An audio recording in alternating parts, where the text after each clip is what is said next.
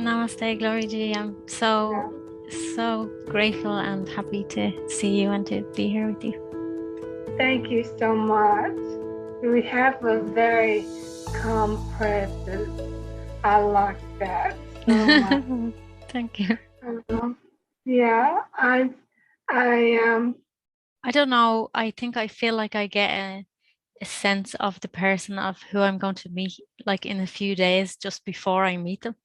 Like it's almost like life is kind of preparing me for it or something.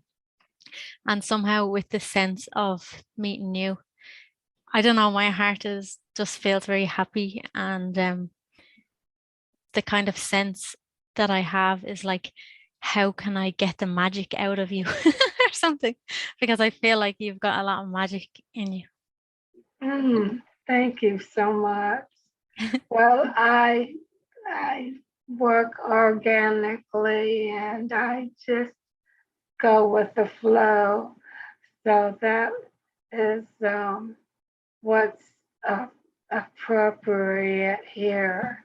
And thank you for understanding my speech and saying that I can take all the time I need.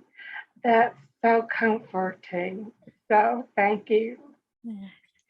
And just for those who are listening, I'm not actually even sure, maybe you want to say, but I know some time ago, maybe it was a year ago. 2 years ago. 2 years ago now that you had a stroke. So I don't really remember. I did hear you speaking before, so I don't really remember what your speech was like before, but maybe it's a bit slower. Maybe, I don't know. It sounds very nice, like in well, thank listen you. to. So. Yeah, it's slower but I've come a long way with it. So I'm pleased. Yeah, with how it sounds now. Yeah, that's good. So I don't know. I was wondering like how I could inspire your heart. Like, so I don't know, maybe that's a good question, even just like what inspires your heart, and not necessarily inspires it to do anything, but just it, like what makes you feel inspired. Right now, in this moment, the inspiration is coming from you. And I am inspired to reach out and touch someone's heart. And that's all I'm about, because there's so much out there that we can listen to intellectually, but the heart connection is often missing. And this is where the magic happens, when we reach out to each other and there's a real heart resonance that is beyond words. And I feel like I'm choking up now because I'm hearing myself say this for the very first time. And that's what jazzes my heart and my soul to, I have a lot of friends that are writing books. Everybody's got a book. And I feel, in spite of my speech impediment, I feel like the best way to communicate is through video. And I would much rather do a podcast like this one than to write a book at this stage. Because you can search for YouTube on anything and you say heart. The message here is heart. This is going to pop up. And it's instantaneously an option. So I like that. And I don't care about writing books, but I care very much about the message I'm sent to make. And I feel that is true, or I wouldn't be doing it. Mm. Is your message like what you just said, like just kind of love and connectedness and connecting to each other through the heart? Or is there Yeah. more to your message? Yeah, the more is the heart connection, because I know that the healing happens there. Mm. And where the compassion and the heart message is felt, then people are more inclined to open up and share their heart and what's bothering them, or how things are going right for them, and they feel like they can trust you because they have the resonance already established. Mm. So I would like to say that uh, I, I think we can all trust our own experience. Mm. So many masters have walked the planet, but two of my favorites are Ramana Maharshi and Nisargadatta. Mm. And they both agree to look beyond yourself is to be caught up in illusion.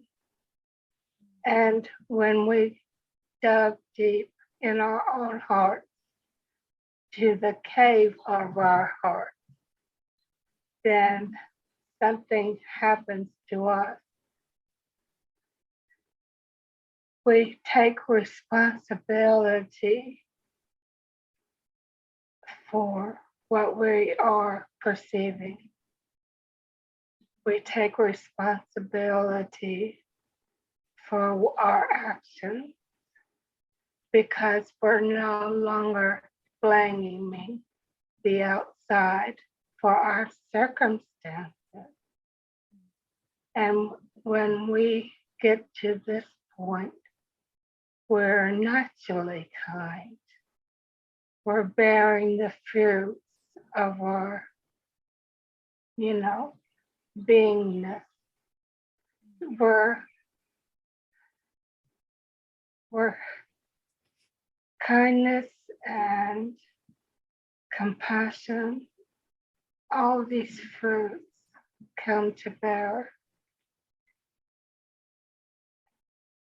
And a lot of people say, well, who, what is it that wants to improve?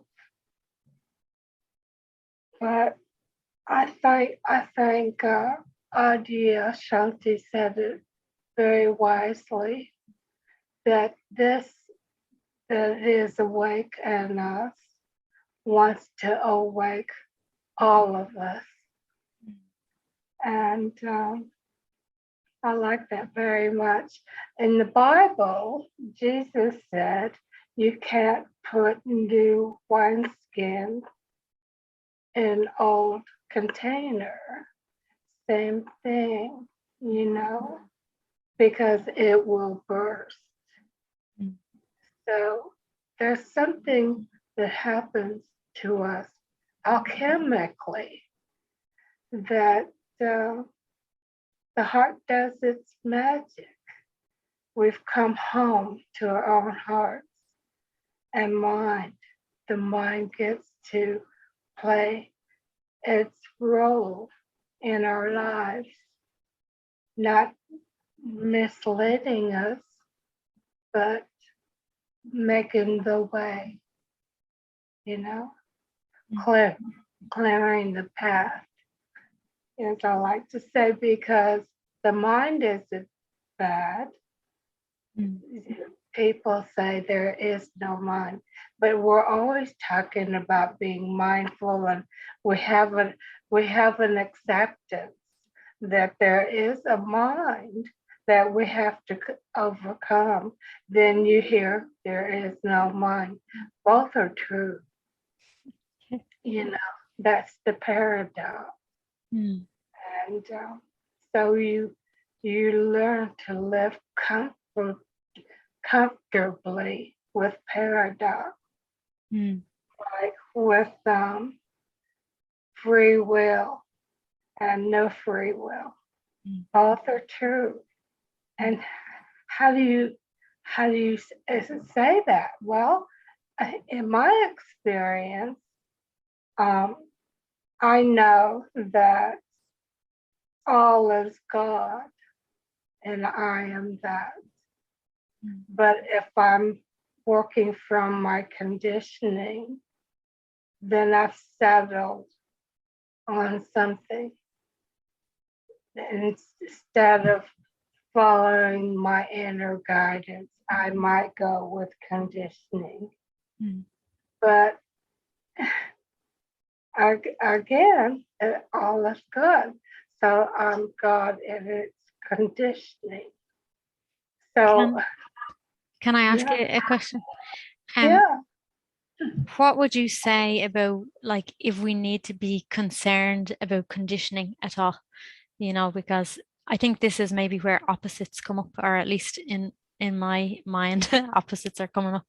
So like many people say, and part of my mind says that, we need to kind of look towards conditioning and take responsibility also for what arises within us. So let's say here, if some kind of conditioning arises or darkness or Yeah. they seem to be both the same here.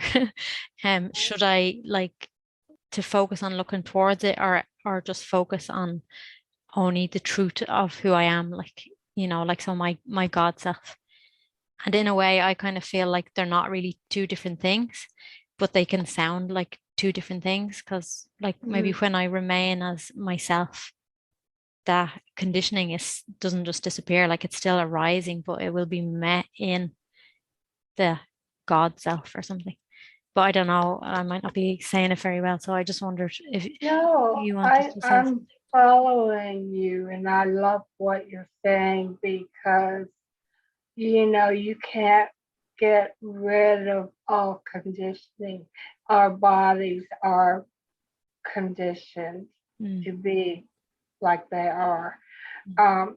You, I think that when we inquire, I'm a big proponent of inquiry.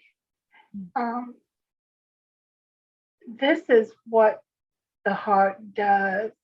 It'll inquire into the truth Mm. of something else, something, and you can resolve it for yourself with very little effort because if something is um, appearing as evil, and in the backdrop of your mind that it's all God. How can these two things exist? And so uh, uh, somebody said, I can't remember, but something, the God and the devil are one. Mm. So when you understand that there may be karmic things appearing to us, or there may be. I like to watch crime TV, Mm.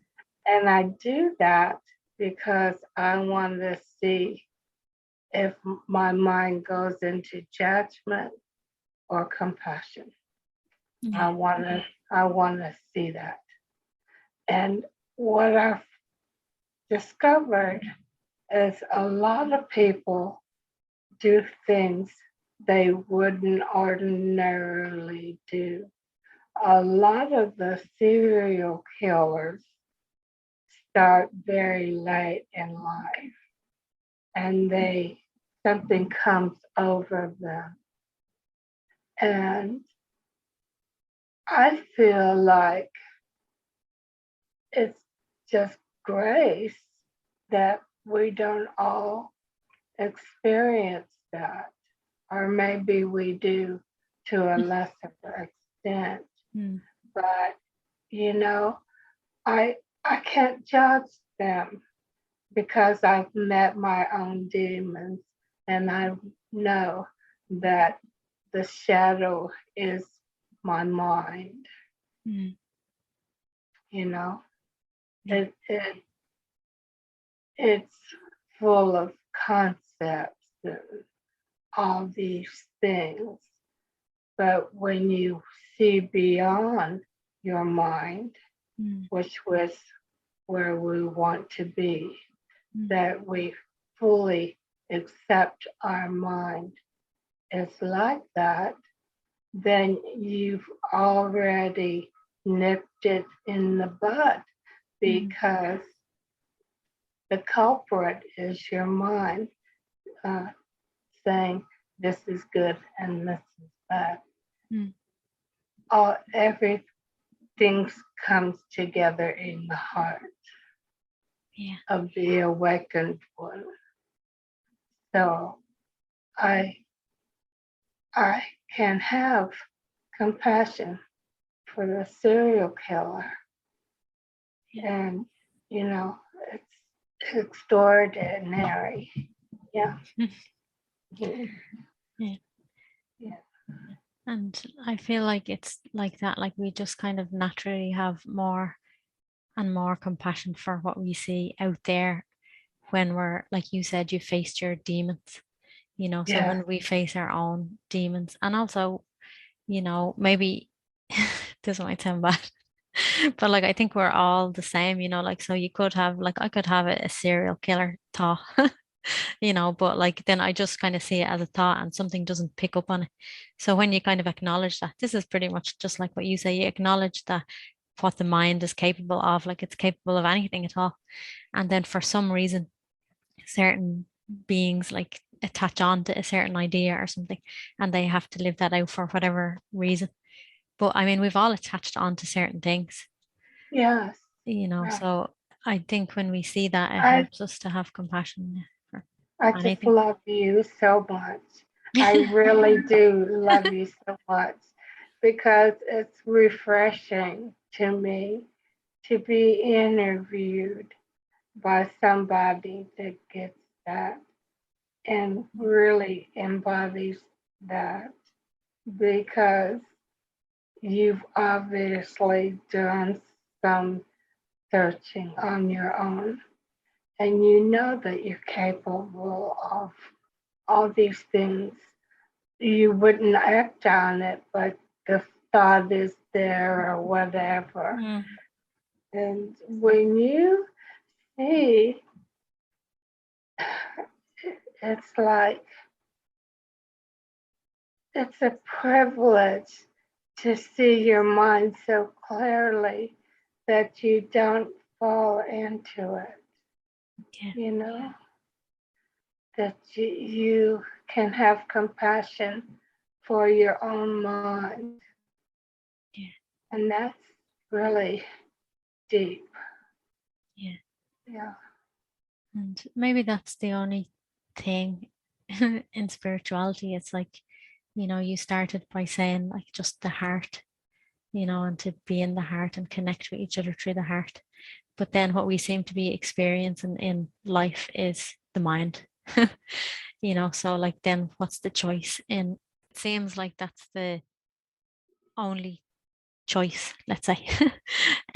If we have a choice, is that there's like our heart is here and then there's like seemingly the mind, so like there's all these kind of thoughts parading around in front of us, and like we can get caught up in thoughts. But when we come back to our heart, then this is where we find peace, I suppose. Yeah.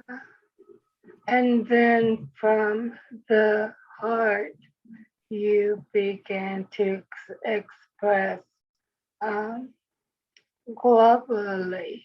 You're not so interested in what's good for you, but good for everyone, Yeah. because everyone is you.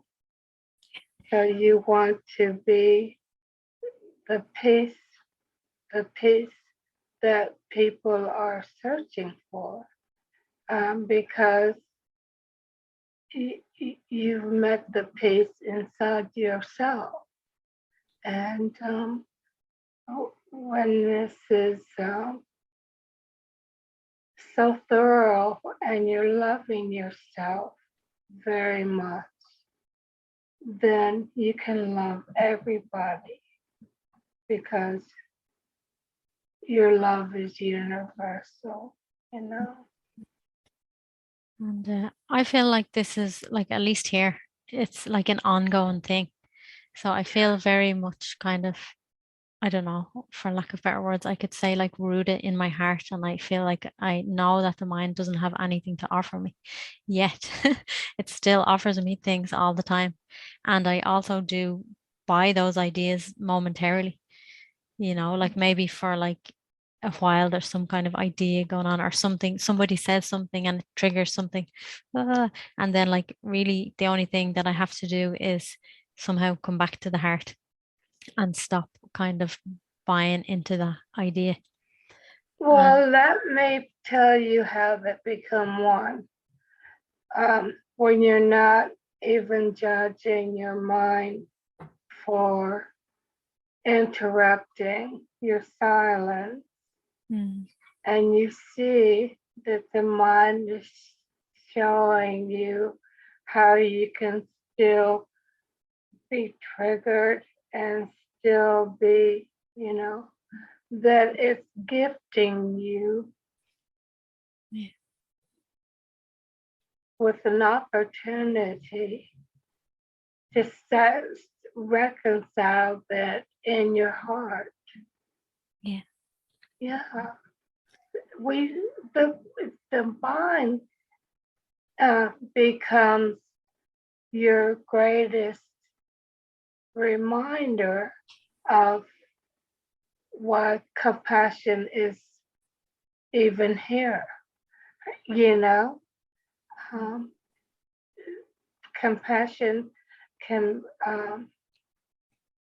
we never achieve anything, we just go deeper and deeper and deeper. And that deeper and deeper, would you say, I know this is kind of a mind thing, like even thinking about it, but would you say that kind of deepening is because of the ideas keep coming up and then we kind of see through them? And every time you see through them, it's almost like, and you're like, almost like, I don't know, you're never out of the heart, but you could say like deeper in the heart again and deeper. Like every time, I don't know if it's like this, but like some kind of conditioned story or some idea, it comes up. And then when you see through it, and maybe you just let go of it a bit more, because the same thing might come again another time, another time, another time. But somehow we seem to be seeing through it a bit more. And that kind of lends to the deepening. And there could be other ways for deepening as well. Well, that seems to be one way. Yeah, I think I'm trying to remember what you said. It really charged me. I loved it. I think it's always fresh. It's always right now. And so if that's needed in the moment, that it's okay, because only the mind will the mind wants to say, oh, it's doing it again. then you can see that. You see, oh, now the mind is getting tired because it's doing it again, you know. Mm, mm, Um, and but you're free because you're observing this. And we want to bring our allegiance to what is free in us mm. and not bound to the mind. Yeah, exactly. So, yeah, um, we need to remember to always encourage everybody that what sees this. Yeah. This is freedom. That this is so good that you have the ability to see what's going on with your mind and go, oh my God, yeah. Yeah. No. You know? Yeah. I love something that I think you shared something recently on Facebook or something. And the essence of it was like just let yourself appear to be like a fool or like be Ah, wrong. And I just thought it was so great because I think it's a real, like at least here, I think we can kind of pick up new ideas like when you get into spirituality, and have a kind of a spiritual ego. Like yeah. it's spiritual. I don't even know if it's a spiritual ego, like it's not a whole thing. It's just a kind of a spiritual idea that you can kind of buy into, Yeah. but like that you want to be kind of right, or the way you express is the right way and the way they express is like the wrong way or something. So if someone says something that's like opposite to the way you say it, then it's like something is triggered. So that's obviously it's just an idea, that Yeah. you've kind of bought into. So I kind of love these kind of conversations because I'm often talking to people and somehow they're speaking very clearly, but I just let myself I just let myself appear like the fool. And I kind Yeah. of I kind of like that and let myself appear like totally like deluded and just whatever way it is, like, it's good. I like that. I let myself appear Oh, dumb and stupid.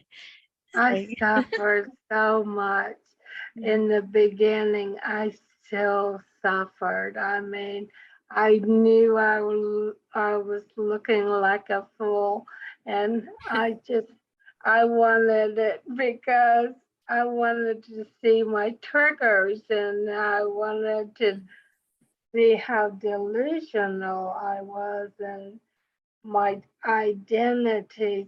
I had so many of them. And mm, I knew, and I just knew that was a way uh, through for me because I have a lot of new thought friends. And I'm not new thought, obviously, but what's new um, thought? no, new thought is like you know the secret that Yeah. sort of that Oh, okay. like manifest your dreams Oh, and okay. all that stuff, you know. Mm, And I, uh, my center that I used to go to, I still do occasionally, but it's very much new thought. Well, the pastor is non-dual, but the congregation is new thought. mm, And it's kind of weird, but I love it because you mentioned new thought or you want to see triggers flying. All and spiritual people, they just don't like that because people are wanting to talk about manifesting it. And mm, I think they're throwing the baby out with the bathwater mhm, because at least they get that what you think about can result.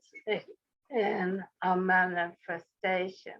And I think uh, I like to address both because I think that's one area that is lacking in spirituality, that we manifest what we consciously think about, and that will define our experience of something. I don't want to get off on that track, but anyway, it, it's an important piece so that people have aversions to other people's religion simply keeps it there, you know, because of the aversion. We're putting the energy of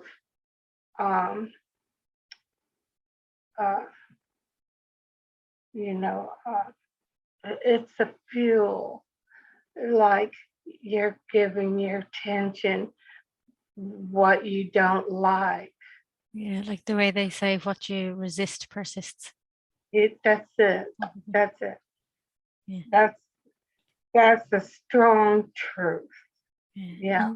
In, let's say, awakeness, or in like what you truly are, there isn't really any resistance there. Right. It's So, all God, you know? yeah. It's God. Yeah. I don't, yeah. I don't want to start on a tangent, but yeah, I think if you want to be a peaceful teacher and you want to be an answer to an availability to spirit unfolding, then treat everybody like God.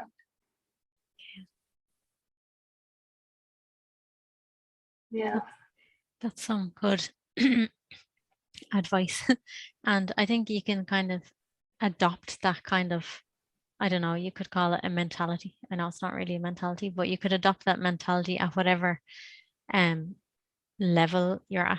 I know there's not really levels, but we kind of are at different stages in our development, or maybe in our depth of understanding, or our depth of seeing, or something. And maybe that's something that continues to change. Like, I don't know how you have seen yourself, like, or I don't know, I guess there's an aspect of yourself that changes, and that has a kind of a deepening, and there's an aspect of yourself that doesn't have a deepening. Yeah, you're right. You're gifted. You see things, and this is so true because Nisargadatta addresses that. He says not only does if your perception changes, the thing you're perceiving changes you. Yeah. My dogs are barking. That's okay. Okay, guys. Okay, I think we're good. But yeah. You want to say hello, maybe? What'd you say? I said they want to say hello. I said this one's pretty big. Yeah. Okay, Prince, you can be quiet now. Okay. But he said that. He said it changes you. It's circular. Everything is circular. And it's meant to be this way because when the energy is circular, you have no end inside, you know, and you can grow and grow and grow and grow. Somebody said something to me recently about that our kind of, I don't know what way they said it, but our kind of awakening, our life in general is kind of like a spiral. So we're kind of, I think they meant we're like spiraling inward. So we kind of, the same kind of issues might come up, but like when they come up, we're kind of recognizing it and then going deeper into the spiral like the whole time. And I felt like that was quite nice. And you're talking about circular and spiral. Yeah, that's it. I love that. Yeah. And also Nisargadatta Maharaj, like maybe his most famous book is I Am That. Yeah. But I heard that he said at the end of his life, that something like forget about everything I said there and I am that. Yeah. Because like his I don't know, his seeing or his perception was changing the whole time, so I'm sure it's not completely irrelevant because it's beautiful and like there's many great pointers in it. But he was saying like it's something different now. I can't remember exactly what it was. It was, he said there's so much more. There's so much more. And yeah, and that, I think there's hope in that, that I think we are, I think we're vibrating at a level that I think we're not so dense. Yeah. We're not so dense. And so we can, like, even if we travel the astral plane or whatever, that same concept you gave applies. It's always changing our views, right? Yeah. So it's still our perspective, but we're open to more. Yeah. Yeah. I love that. And what's coming now is like, let's say for somebody who's listening, I think like most people who listen are, I imagine they're kind of in touch with some kind of non-dual teaching. I don't know why I imagine that, but it's just what I imagine it. But let's say for someone who might listen sometime that they're just kind of listening and they don't really know what we're talking about. Maybe they just stumble upon it or something. I kind of feel like, so you're kind of saying, and I would kind of say as well that really to just be in our heart is enough, and our heart kind of guides the way if there's a way, and really there's no way. The heart is our home, the end or something. But like, so I was kind of, my mind was kind of tempted to ask you the question, and you could answer this if you want. But like, if there's like a practical how to, for coming into the heart. But then as that kind of came, then I kind of felt like maybe just the desire to be in the heart is enough, because I think we all have unique, different ways of coming into the heart. So we each, if we have a desire to be in the heart, then life will show us the way to remain in as the heart and to be in the heart and to continue letting go of the mind in whatever way we need to. I don't know. Yeah, I think for myself, inquiry opened my heart. And it might be different for other people, but when I with a client, I search for that opening that gets the heart resonating And if I don't uh, have a sense of that, then it's a very different interview, because I a lot of people are closed at the heart because they're afraid to open it, and to they they're not used to being vulnerable, Mm. and so it can be a process. Uh, but I've watched many people open their hearts, and it's a glorious thing. Yeah. Mm. And would you feel if somebody just has that kind of idea in their mind, let's say that they want to open their heart, then even that is a good start, because maybe life will draw them towards somebody that can help them to be in a more open space, or life will kind of guide the way. So it doesn't necessarily have to, like, the mind's not all bad, let's say, even if it's only purely in the mind. Well, if if I was to if I was um, with a client, I would check in and see if it's not already the case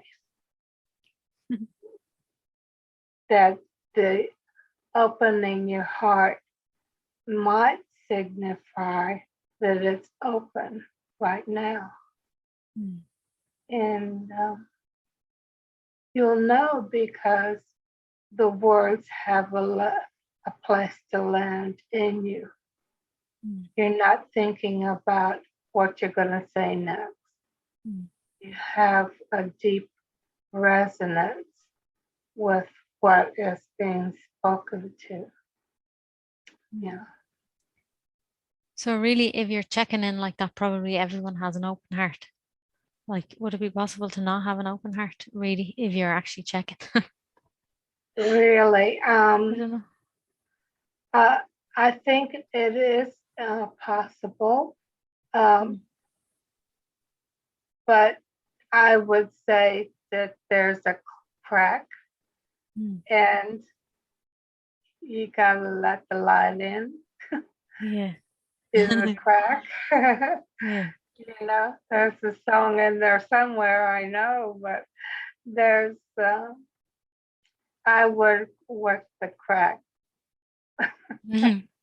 You say that again. You would what, the crack? I work with the You crack. work with the crack. Yeah. Oh, yeah, that's good. Uh, Yeah. Somehow it's yeah. given a nice image. Like, I don't know why, when you're just talking, there's like a crack and there's like so much light. Like, Mhm. going out. Uh, I don't that know. It is. that's right. You know, Mm. people say that we're more afraid of our light than we are Yeah. anything else. So, Mm. in some circumstances, that's true. Yeah. Mhm. I could not hold my light, and it took quite a while for me to be able to see that the beauty I was experiencing was inside of my own heart. Yeah. Yeah. Like, I just love looking at you sometimes. I just feel like you're so beautiful. Thank you so I don't- much. Well, you gave me the opportunity Mm. to to shine my life, Mm. and I am grateful Mm. for you because I haven't had anybody want to talk to me big, since the stroke, and I was Mm. so excited. So That's good. So at the moment or lately, have you been doing any kind of spiritual sharing with like people in your life, or? oh yeah, I have a lot of people online, and I have a website, so people contact me, and Mm. I people from the center I go to, contact me, and Mhm. I live in Huntsville, Alabama, and I love the land here. I hear spiritual people that have trouble settling um, down, and, and they're looking for locations where they feel comfortable. But I always loved this land. I feel like I have a real connection with this land. And so I feel home uh, in my beingness feels home right here. And I've lived in California and New York and Indiana and Denver, but I always come back here because this is home. And when you're home in your body and you like where you live, I think you really have uh, uh, it goes deeper than surface information. You're connecting clay to clay, and I just uh, this this is the shamanic part of me because Mm. I just the ancestors are here with me, and I love this connection because all beings are part of what we are, and yeah, I just think it goes much deeper than just um, being the embodiment. You need to be rooted on planet Earth and bring back to the conversation. Yeah.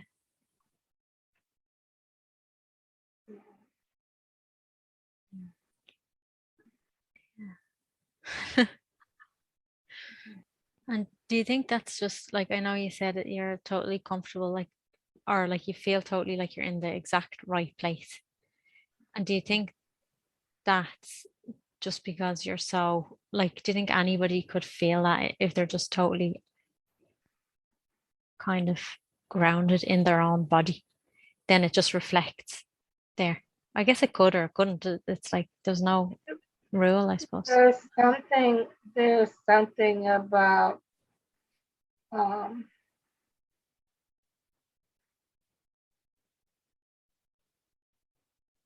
you. There's something about the earth connection Mm. and knowing your place and feeling your place. Then you're at home wherever you go, Mm. you know. Yeah. But if that central location isn't, uh, then it's like there's a,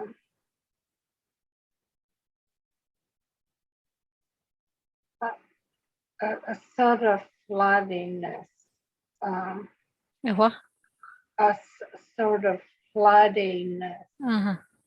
Yeah, like your energy is kind of like high and Yeah, uppy and yeah, like excited, like that kind of thank you. feeling. Yeah, Mm. yeah. It, in no judgment for anyone, but this is my experience. Mm. Um, the energy that we are speaking of, um, it's yeah, it's just an earth thing for me. It's um,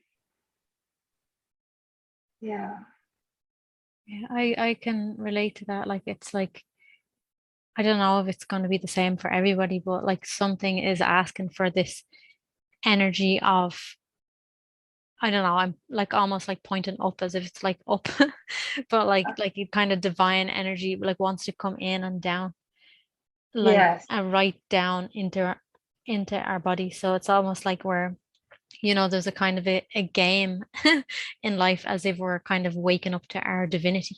But there's also another thing really, that when we're waking up to our divinity, really we're waking up to our humanity then, through bringing our energy down in a real grounded way. And I think that's true, really just really being with everything that comes up in a kind of like really just by being ourself, like being our true self. That's like awakeness. That's really beyond this body, but it's totally here. Oh, that's beautiful. You got it. Because our bodies are part of the environment. And if we can't decide on where we want to be, then it's we're missed. Mm. We are truly missed. Yeah. And I always felt that way. I have a small mountain that I've been going there since I was a child. And I always feel like these are the same trees that watched me grow up. Mm. It's so beautiful. Mm. And I'm from South Bend, Indiana, and we moved down here when I was 10. And at first I hated it, but I grew to love it. And I went back up to Indiana and I didn't feel at home. Mm. I was home right here. And I think that everybody it will eventually find their home and that know that's where they belong. Mm. But it's it's it's nice when you do. Yeah. It's like I walked through my hometown the other day, and for the first time, I feel like I just felt like I loved it so much. And Yeah. I was like, I kind of understood love and everything and all before, but like I just felt like I loved everything. Like it was just everything just felt so alive. And like just it was just like it's just a kind of a normal street. It's not even like naturey or anything. It's just like a street. And like it's not like the most like aesthetically beautiful or anything. It's like it's maybe a little bit dirty and old, it's in Ireland. So it's like it's a bit old fashioned and all, but I just loved it like so much. It's like, oh wow, this is like it's amazing. Like I don't know. Oh my God. I love this. I experience the same thing. Mm. And I do. And I it's so funny because our town has just been listed as the best place to live in the United States. That's good. Little Huntsville, Alabama. We were, wow. And now it's going to grow so big, but I still feel like it's mine. Yeah. Mm. Yeah. Yeah, that's beautiful. Mm. And I wonder before we finish, is there anything that you'd like to share from your heart that you feel might, I don't know, inspire anyone who's listening to maybe really kind of be curious about living deeper and deeper in the heart, or never Wow. ending their journey, you could say, of their journey into the heart, never ending that. Beautiful. Well, I would say trust your own experience.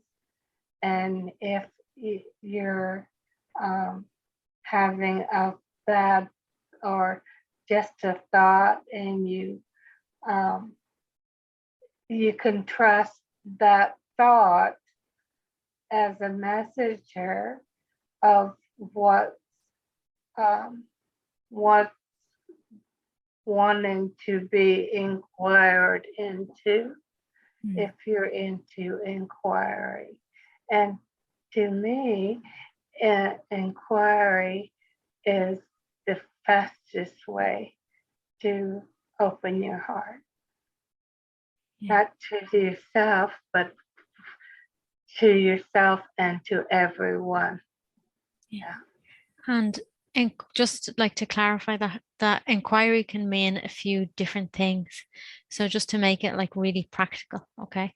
That's like some kind of thought that might be coming up for someone, like there's some kind of thought that and it's kind of making them feel anxious, let's say. I don't know what the thought is because I can't think of it. Like, how would they use inquiry in the way you're saying for their benefit? I would see where I feel anxious. This is usually in the lungs and heart area. And I would breathe and see if I could, if the breathing works. And then if it doesn't work, I would inquire, what do you need? What can I do for you this moment? And your answer will probably not be true. But if you go deeper and deeper, say, if I give you this, what would that do for you?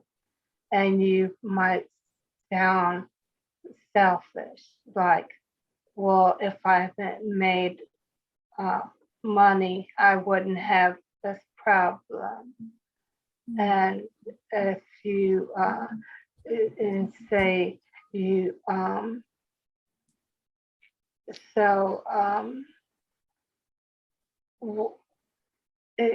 it's kind of like you're inquiring now into the money. You think the money is going to solve your problems, and say the mind will say yes, it's going to solve my problem. And then you say, is it really true? And then something bottoms out and something deeper is inside of that, something that wants to be revealed. And it really comes when it gets too heavy. It can help to have someone to inquire with, because